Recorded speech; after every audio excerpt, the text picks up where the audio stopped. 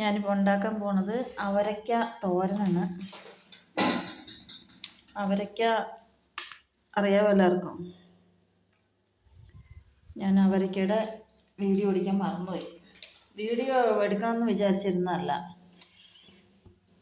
കുറച്ച് വലിയ അവരയ്ക്കയില്ലേ, നീളമുള്ളത്, അതാണ്. പാത്രം വെച്ചിട്ട് അതിൽ കുറച്ച് എണ്ണ ഒഴിക്കുക, കടുകിടണം,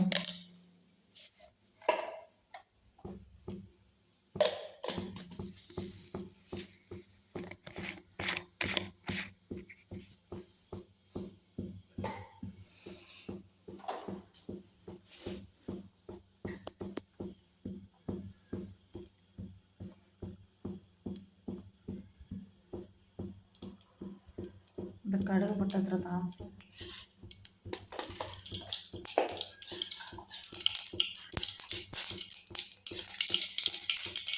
കടുക് പൊട്ടിക്കഴിയുമ്പോൾ അരിഞ്ഞു വെച്ചിരിക്കുന്ന സവാള ചെറുതായിട്ട് അരിഞ്ഞത്, ചെറിയ ഉള്ളി ആയാലും കുഴപ്പമില്ല, ചെറിയ ഉള്ളി ഉണ്ടെങ്കിൽ നല്ലതാണ്. കുറച്ച് കറിവേപ്പില, പച്ചമുളക്. ഇത്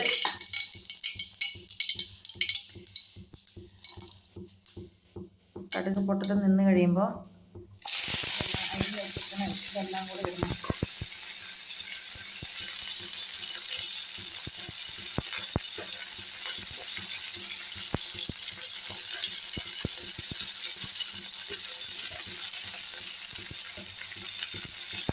ചെറുതായിട്ട് ഇളക്കി കൊടുക്കണം.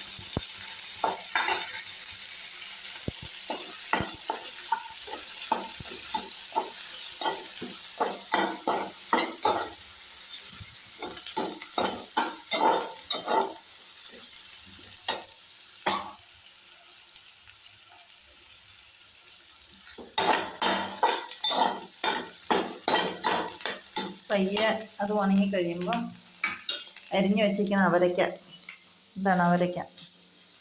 അവരയ്ക്ക കുറച്ച് അതിലിടണം.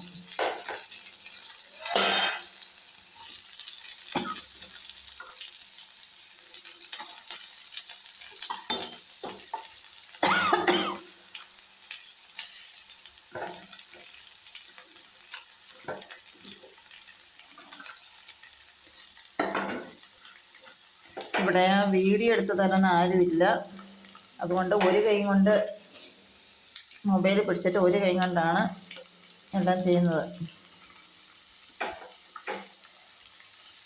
അവരയ്ക്ക ഇട്ട് കഴിഞ്ഞിട്ട് ചെറുതായിട്ടൊന്ന് ഇളക്കി കൊടുക്കണം.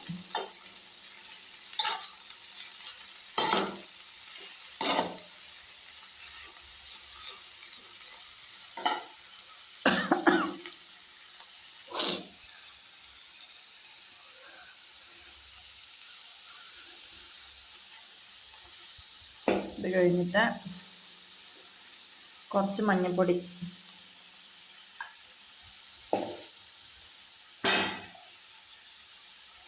കുറച്ച് ഉപ്പ് പാകത്തിന്,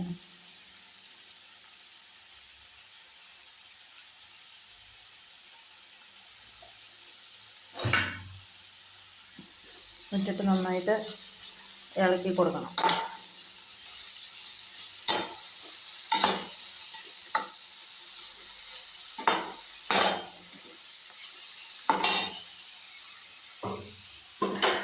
അത് കഴിഞ്ഞിട്ട് തിരികെ വെച്ചിരിക്കുന്ന തേങ്ങ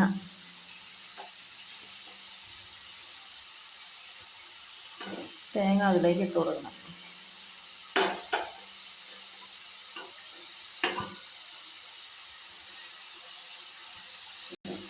കഴിഞ്ഞിട്ട് ചെറുതായിട്ട് ഇളക്കി കൊടുക്കണം.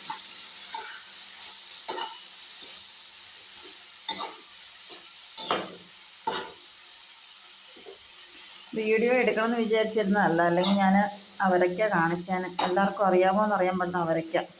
ഇവിടെ പലതരത്തിലുള്ള അവരയ്ക്ക കിട്ടും. ചെറിയ കൊത്തവരയ്ക്ക, പിന്നെ കറി വെക്കുന്ന അവരയ്ക്കയുണ്ട്.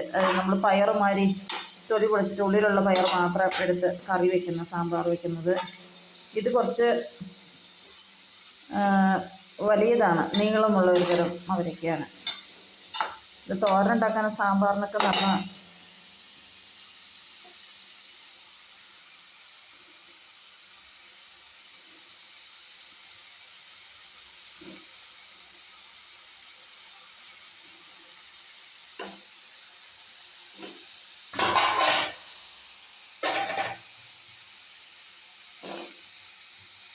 ചെറുതായിട്ട് ഇച്ചിരി വെള്ളം ഒഴിക്കണം.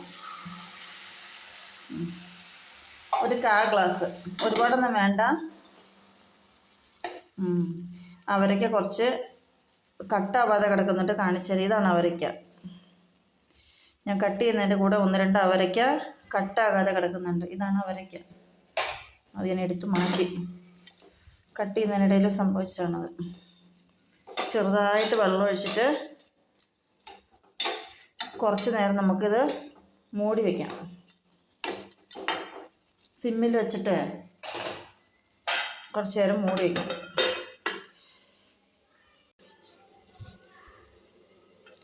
നമ്മുടെ തോരനിപ്പോൾ ആയിട്ടുണ്ടാവും ഏകദേശം. ഞാൻ ഇടയ്ക്ക് 2 പ്രാവശ്യം തുറന്ന് ഇളക്കിയിട്ട് വെച്ചതാണ്. അത് ഞാൻ വീഡിയോ ഒന്നും എടുത്തില്ല. ഇച്ചിരി വേവ് കുറവുണ്ട്. ഇച്ചിരി വെള്ളമൂടെ ഒഴിച്ചിട്ടുണ്ട്. ഏകദേശം റെഡിയായി. അതിന് വെള്ളം കൂടെ ഒന്ന് വറ്റിയാൽ മതി.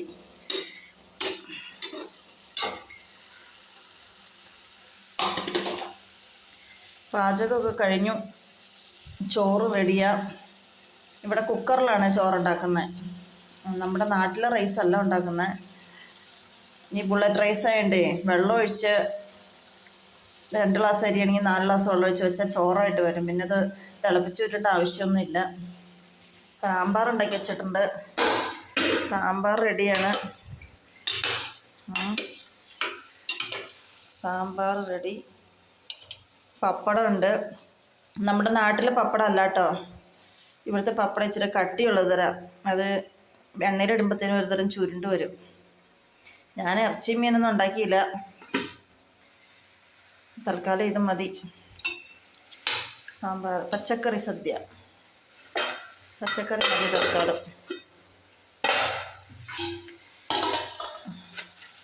കഴിക്കാത്ത ആരെങ്കിലും ഉണ്ടെങ്കിൽ വായോ, ഫുഡ് തരാം.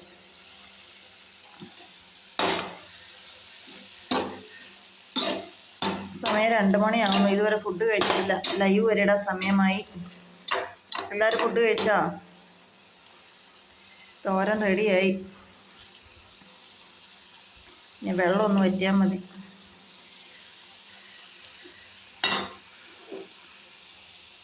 എല്ലാവരും കഴിച്ചോ?